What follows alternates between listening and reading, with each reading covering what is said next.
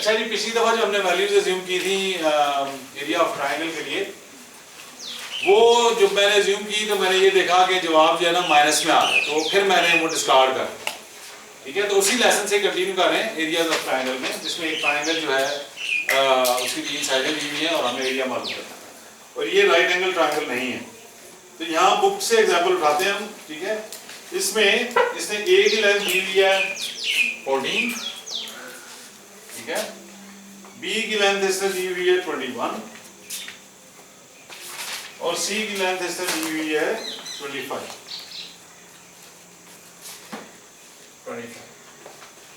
ठीक है, तो एरिया ऑफ द ट्राइंगल मालूम करने के लिए अगेन हमें चाहिए एस क्या है, A plus B plus C divided by 2, तीनों को ऐड करते हैं 21 प्लस 14 सॉरी ए जो है 14 है,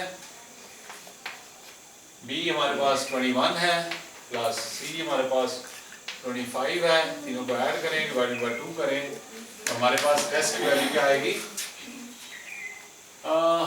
एस की वैल्यू क्या आ रही है 21 प्लस 5 1 6 and 4 10, 2 to 4 1 5 और 1 6 divided by 2 equals to 30 uh, S की वैल्यू हमारे पास 30 आ।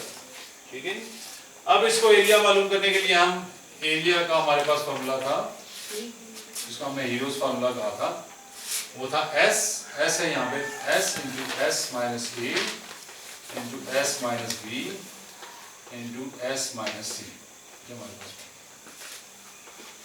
ठीक है, तो यहाँ पे हम एरिया की वही सारी वैल्यू डालते हैं। तो एस की वैल्यू हमारे पास यहाँ पे 30 मल्टीप्लाइड बाय एस माइनस ए हमारे पास है 14, तो 60 में 30 में से 14 माइनस करें तो क्या होगा 16। ठीक है जी, एस माइनस बी जो है 21 है, 30 में से 21 माइनस करें तो क्या होगा 9, एस माइनस सी 25 है और 25 को 30 से माइनस करें तो 5 रहेगा 5। ठीक है, तो आप इन सारों को आपस में मल्टीप्लाई करें और स्क्वायर रूट लें तो आपके पास इस ट्राइंगल का ये एरिया निकला, जो भी वैल्यू आपके पास निकलेगी वो ये निकल आएगी।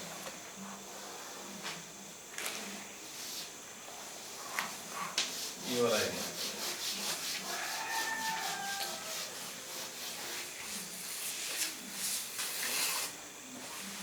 ठीक हो गया जी, तो ये एरिया, तो एरिया ऑफ अ ट्राइंगल आपको पता चल गया कैसे।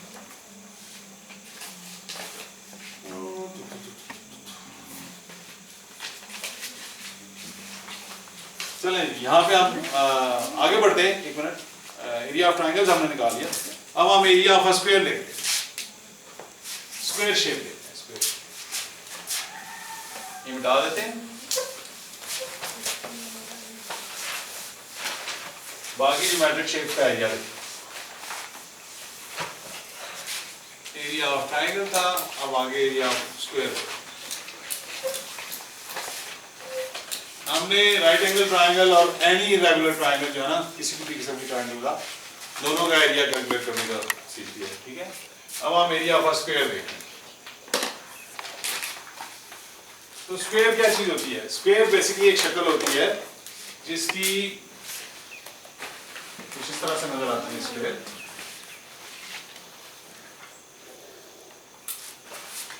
ठीक है, ये आप इसकी लेंथ ले लें, लेंथ,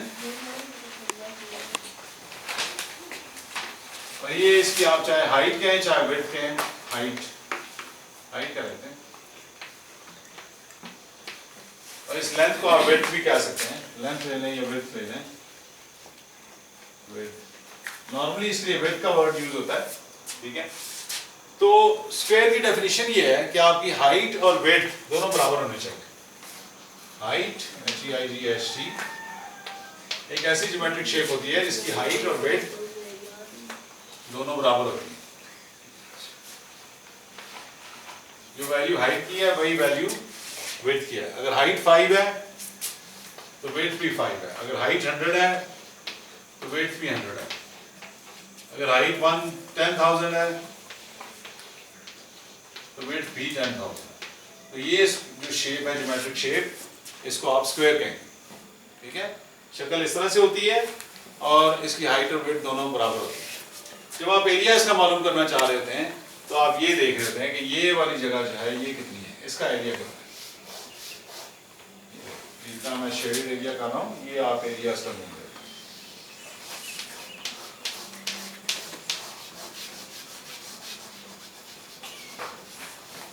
ये एरिया है,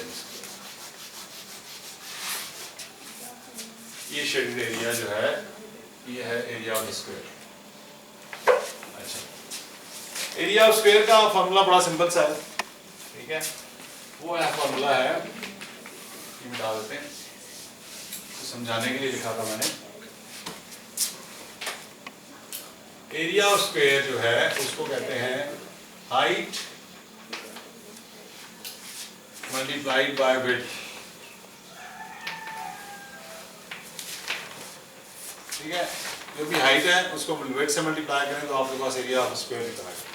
अब चूंकि ये दोनों बराबर होती हैं तो आप एरिया में चाहे 2 दफा हाइट लिख लें चाहे 2 दफा विड्थ लिख लें तो एरिया ऑफ स्क्वायर हो जाएगा। तो विड्थ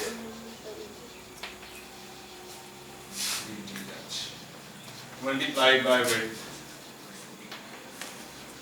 आप चाहे ये लिख दें या height multiplied by height, square है, मल्टीप्लाइड बाय हाइट।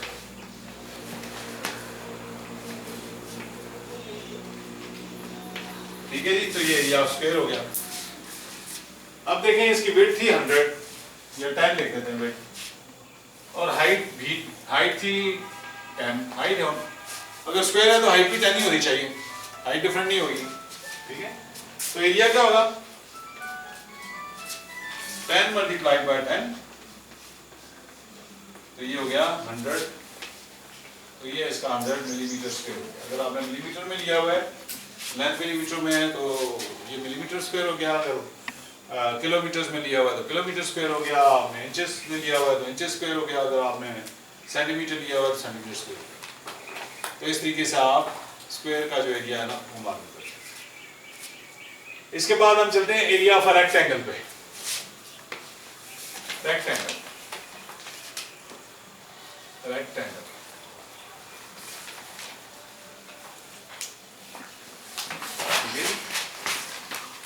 यहां मिटाते हैं।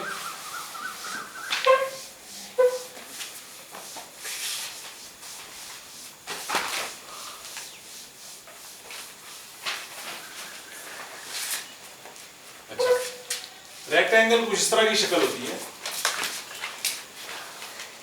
ये सीधी लाइनें होती हैं। ठीक है, कुछ इस तरह की होती शक्ल होती है, ये लाइन और ये लाइन पैरेलल होती है और ये लाइन और ये लाइन पैरेलल होती है, ये यार उसको रेक्टेंगल कहते हैं। ऑपोजिट लाइन जो है ना वो पैरेलल होती है। इस लाइन की ऑपोजिट लाइन ये वाली है, ये और ये दोनों पैरेलल होगी। इस लाइन की ऑपोजिट लाइन ये है और ये है, ये दोनों पैरेलल होंगे। ठीक है, और इन दोनों की लंबाई भी सेम होगी, ये बराबर होगी, इसकी लंबाई और इसकी लंबाई बराबर होगी। तो बराबर होने के लिए हमने वर्ड यूज किया था कॉन्ग्रुएंट, ऑपोजिट साइड जो है कॉन्ग्रुएंट होंगी। इसकी लंबाई लेंथ की और इसकी लंबाई लेंथ की दोनों बराबर होंगी। ये देखें, इसको मैंने 3 लाइनें ड्रॉ करके आपको दिखा रहा हूँ और उसकी 2 लाइनें ड्रॉ करके, ये लाइनों की लंबाई जो है बराबर होगी और ये सारी लाइनें पैरेलल होंगी। ये लाइन और ये लाइन पैरेलल होगी और ये लाइन और ये लाइन भी पैरेलल होगी। तो इसका एरिया कैसे मालूम करना है? एरिया जो है रेक्टेंगल का, तो इसको रेक्टेंगल कहते हैं। ठीक है, अच्छा, इसमें और स्क्वायर में एक फर्क है, जो मेजर फर्क है कि आप ये देखें कि ये हमने कहा इसकी विड्थ है स्क्वायर की, कही थी पहले, और ये हमने कहा था हाइट है। ठीक है, यहां पे हाइट और विड्थ जैसे स्क्वायर में दोनों बराबर थी, यहां पे कभी भी बराबर नहीं होगी। रेक्टेंगल में हाइट और विड्थ बराबर नहीं होगी, इसीलिए आप इसको रेक्टेंगल कहेंगे। ठीक है, तो ये दरमियान की जो जगह है इसको हम कहते हैं एरिया ऑफ रेक्टेंगल। ये याद रखें कि रेक्टेंगल की शक्ल स्क्वायर की तरह की होती है, लेकिन हाइट और विड्थ दोनों आपस में बराबर नहीं होती, हाइट और विड्थ दोनों डिफरेंट होती है। तो इसका एरिया किसके बराबर है? एरिया का फार्मूला है इसका हाइट जैसे स्क्वायर का फॉर्मूला था वही है, मल्टीप्लाइड बाय विड्थ, वही फॉर्मूला है स्क्वायर वाले। अब चूंकि ये बराबर नहीं है तो जो जो इसकी हाइट की वैल्यू है और जो जो इसकी विड्थ की वैल्यू है वो डालेंगे तो इसका आइडिया निकल आएगा। विड्थ मिसाल के तौर पे आप कह देंगे जी 10 है या 40 है, कोई वैल्यू नहीं डालेंगे। विड्थ ज्यादा है, यहाँ पे तस्वीर में हमें हाइट कम नजर आ रही है तो हम कहते हैं जी हाइट इसकी 20 है, 20 centimetre, 20 millimetre, 20 kilometre, 20 metres, 20 inches, जो भी करें। तो इसका एरिया कितना होगा? एरिया होगा हाइट 20 विड्थ 40, तो ये 4 2 8, 800। अगर मिलीमीटर है तो मिलीमीटर स्क्वायर हो जाएगा, अगर ये इंचेस है तो इंचेस स्क्वायर हो जाएगा, अगर ये किलोमीटर है तो 800 किलोमीटर स्क्वायर हो जाएगा, अगर मीटर्स है तो 800 मीटर स्क्वायर होगा। दोनों वैल्यू सेम होनी चाहिए, सेम डायमेंशन होनी चाहिए। मिलीमीटर है तो मिलीमीटर है, मीटर है तो मीटर है दोनों जगहों पे, किलोमीटर है तो दोनों किलोमीटर है, अगर नहीं है तो उनको चेंज करना पड़ता है सेम में। ठीक है, वो आपको फिजिक्स में या किसी और सब्जेक्ट में पढ़ाएंगे। ठीक है, तो ये जो है ये इसका आइडिया निकला, एरिया ऑफ अ रेक्टेंगल। समझ आ गई? इसके बाद लिखते हैं एरिया ऑफ अ सर्कल।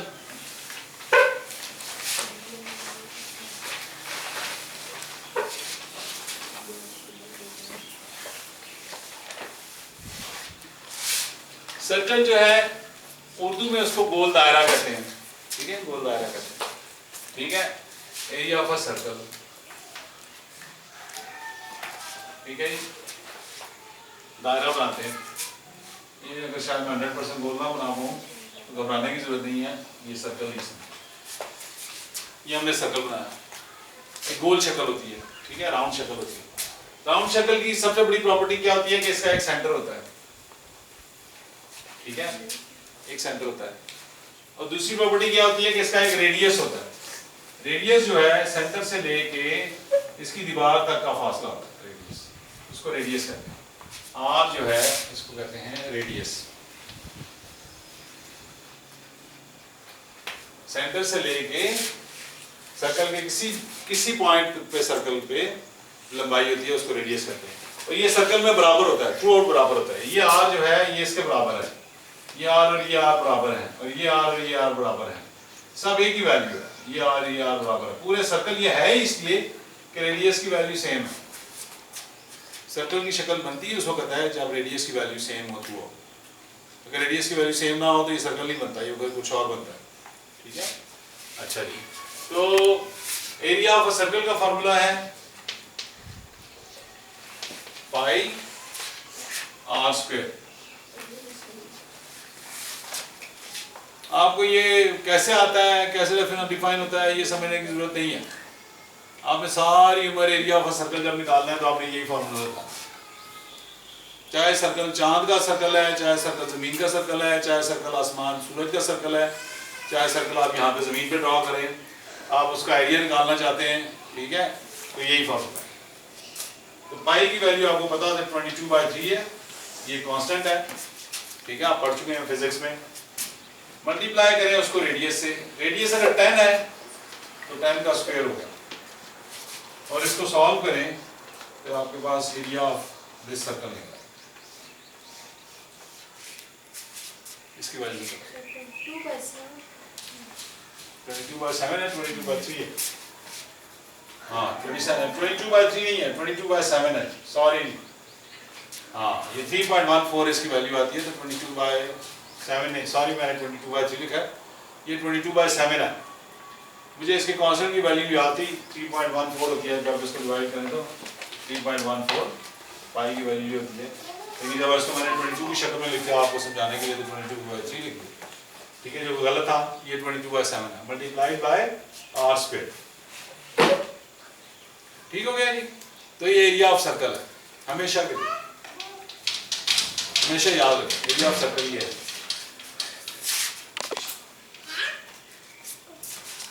ठीक है, ये याद रखें। अभी स्टॉप ना करें, अभी हम थोड़ा सा और कंटिन्यू करेंगे।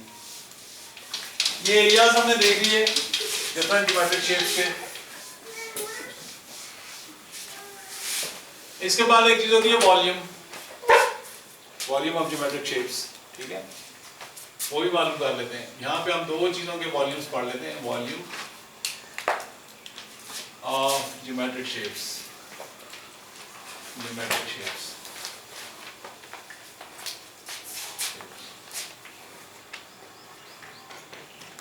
ठीक है, दो इंपॉर्टेंट ज्योमेट्रिक शेप्स हैं, ठीक है, उनको हम देखते हैं, या दो ज्योमेट्रिक शेप्स हैं, सिंपल सी हैं, उनको हम देखते हैं। टाइम आप लोगों का ज़ाया हो रहा है, ठीक है, तो लेकिन मेरे ख्याल में इसको कंटिन्यू करते हैं। यहाँ पे आपको याद है हमने एक स्क्वायर बनाया था, ठीक है, अगर हम एक स्क्वायर बनाए, ये मैंने स्क्वायर बना रहा हूँ, अब यहाँ पे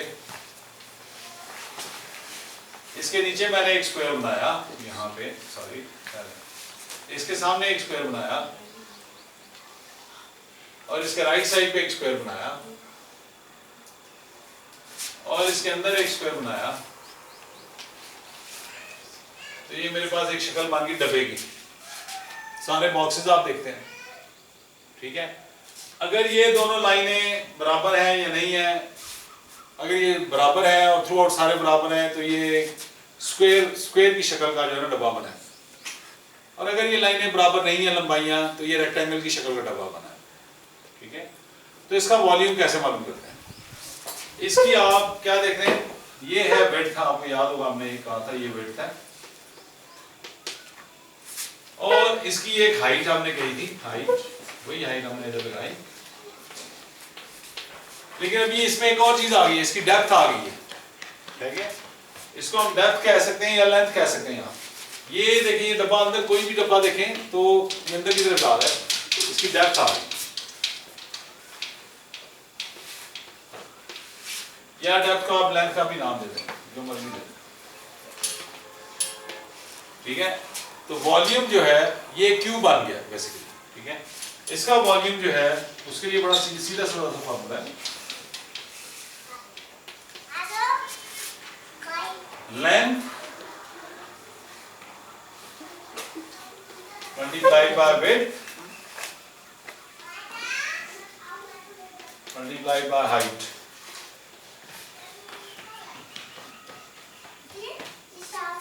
इन तीनों को आपस में मल्टीप्लाई करेंगे तो आपको पास इसका वॉल्यूम बन जाएगा, ठीक है। इसको कहेंगे वॉल्यूम, ठीक है। इनको वैल्यूज दे दें, 10-10 की वैल्यूज देते हैं, ठीक है। हाइट भी 10 हो गई, विड्थ भी 10 हो गई, डेप्थ भी 10 हो गई, तो ये 10-10-10 से ضرب दें, तो ये 1000 हो गया। ये 10 मिलीमीटर था, ये भी 10 मिलीमीटर था, ये भी 10 मिलीमीटर था, तो मिलीमीटर आपस में 3 दफा मल्टीप्लाई हुआ तो मिलीमीटर क्यूब हो।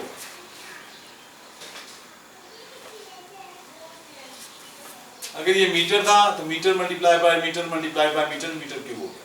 अगर ये इंच था तो inch multiply by inch multiply by inch, inch cube हो गया। तो वॉल्यूम जो है वो जो है ना हमें मालूम कर लिया, ठीक है। वॉल्यूम का मतलब होता है कि इसके डब्बे के अंदर कितनी चीजें आ सकती हैं। आपको याद है जब हम एरिया देख रहे थे तो हम देख रहे थे कि वो कितनी जगह है, ठीक है। वॉल्यूम का मतलब ये है कि अगर ये डब्बा है तो इसके अंदर क्या आ सकता है, इसके अंदर की कैपेसिटी कितनी है, उसको वॉल्यूम कहते हैं, ठीक है। आप पानी लेके इस डब्बे के अंदर भर दें, ठीक है, तो उस पानी का वॉल्यूम होगा 1000 मिलीमीटर क्यूब, इसलिए कि डब्बे की डायमेंशन जो है 10 मल्टीप्लाइड बाय 10 मल्टीप्लाइड बाय 10 है, 1000 मिलीमीटर क्यूब, ठीक है जी। तो वो कितना पानी इसके अंदर आ सकता है वो आप उसको वॉल्यूम कहते हैं, ठीक है। आप इसके अंदर पत्थर रखना चाहते हैं तो 10,000 मिलीमीटर क्यूब के पत्थर आप रख सकते हैं। आप इसके अंदर ईंटें रखना चाहते हैं तो 1000 मिलीमीटर क्यूब की साइज की आप इसकी ईंटें इस डब्बे के अंदर रख सकते हैं, इस वॉल्यूम के अंदर रख सकते हैं, ठीक है। ये कमरा है, ये कमरा है, ठीक है। आप इसकी शक्ल देखें, इसमें एक लेंथ है, ठीक है, एक विड्थ है और एक हाइट है। इन तीनों को आपस में मल्टीप्लाई करेंगे तो आपके पास इस कमरे का वॉल्यूम आ जाएगा। बात समझ आ गई? तो वॉल्यूम का ये कॉन्सेप्ट है, ठीक है, समझ आ रही है ना? तो ये है volume, volume of a geometric shape. अगर ये बराबर है तो ये एक स्क्वायर डब्बा है, स्क्वायर एक actually square box, square shape है, ठीक है, स्क्वायर शेप का ये वॉल्यूम है, मैं यहाँ पे गन में चाह रहा हूँ, ठीक है। अगर मैं ये बराबर है तो मैं आपको थोड़ा सा दिखा देता हूँ। अगर इसकी डायमेंशन बराबर है,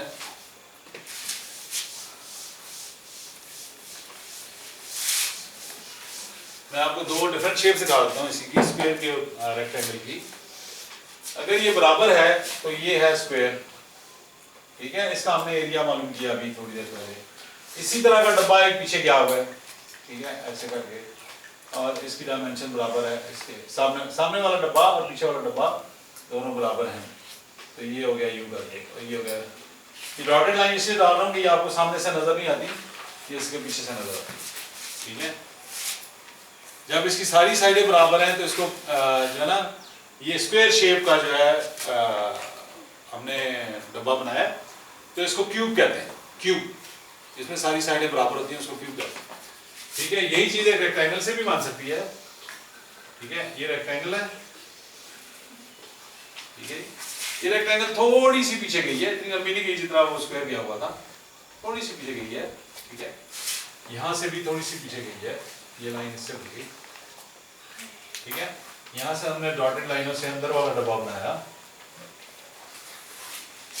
इसकी भी वही, यहाँ पे हमने वेट कह दी, वेट, इधर हमने हाइट कह दी, इधर हमने डेप्थ कह दी, डेप्थ या लेंथ कह दी। इधर भी हमने वेट कह दी, हाइट कह दी और डेप्थ कह दी, depth is equal to length कह दी। तो यहाँ पे जो भी वैल्यूज हैं आप उनको आपस में मल्टीप्लाई करेंगे तो इन किसी भी शेप का, रेक्टेंगुलर शेप का या क्यूबिक शेप का आपके पास वॉल्यूम निकल आएगा। बस में आ गई। अच्छा, एक शेप रह गई, सिलेंडर।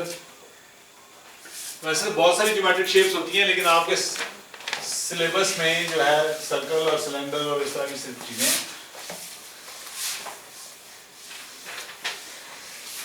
ठीक है। तो सिलेंडर जो होता है, आपने देखा होगा सिलेंडर का होता है, जैसे गैस के सिलेंडर होते हैं घरों में पड़े हुए, ठीक है। यहाँ पे सिलेंडर लिख देते हैं, वॉल्यूम ऑफ सिलेंडर यहाँ मालूम करना चाहते हैं, ठीक है। सिलेंडर कैसे बनता है? एक सर्कल होता है बेसिकली, ठीक है। ये ऊपर की तरफ इसको सर्कल को लंबा कर दें, ऐसे ही ऊपर सर्कल इस तरह का बना दें और इसको यूं करके नीचे तक बना दें, ठीक है। तो ये सिलेंडर बन गया, ठीक है। ये जैसे घर में गैस के सिलेंडर होते हैं या और पाइप्स होते हैं, ठीक है। पाइप भी सिलेंडर की शेप होती है, इन सारों को सिलेंडर कहते हैं, ठीक है। अच्छा, तो इसका वॉल्यूम मालूम करने के लिए बड़ा सीधा साधा फार्मूला है। याद है आपको, सर्कल का एरिया था पाई आर स्क्वायर, ये एरिया था पाई आर स्क्वायर, सर्कल का एरिया था पाई आर स्क्वायर, ठीक है।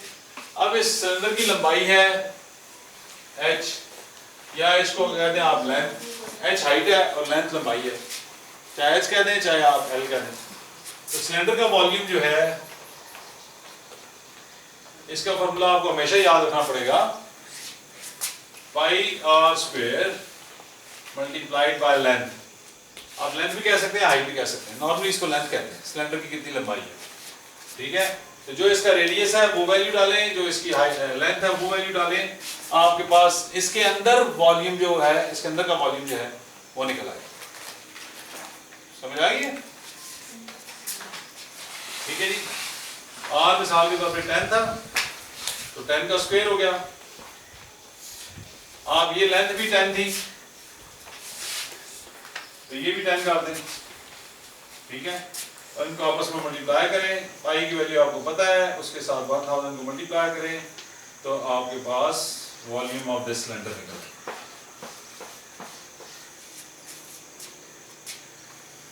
तो आज हमने एरियाज और volumes of non geometric shapes, जो हमें ज्योमेट्रिक शेप्स पता है, ये स्टैंडर्ड ज्योमेट्रिक शेप्स जो हैं, उनके हमने एरियाज और वॉल्यूम्स का कॉन्सेप्ट पढ़ा है, ठीक है। जो फिजिकल बॉडीज होती है बहुत सारी डिफरेंट कॉम्बिनेशन से बनी होती हैं, कुछ स्क्वायर उसका हिस्सा होता है, कुछ सिलेंड्रिकल हिस्सा होता है, कुछ सर्कुलर हिस्सा होता है। तो उनका एरिया और वॉल्यूम आप दोबारा उस शक्ल को नॉन शक्लों में तब्दील करके तो फिर उसके एरिया और वॉल्यूम निकालते हैं।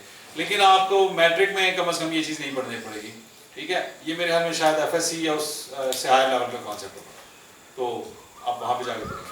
लेकिन आप अगर ये फंडामेंटल कॉन्सेप्ट क्लियर हैं तो इंशाल्लाह ताला आपको वो भी कैलकुलेट करते हुए मसला नहीं आना। Okay, thank you very much, see you again, खुदा हाफिज़।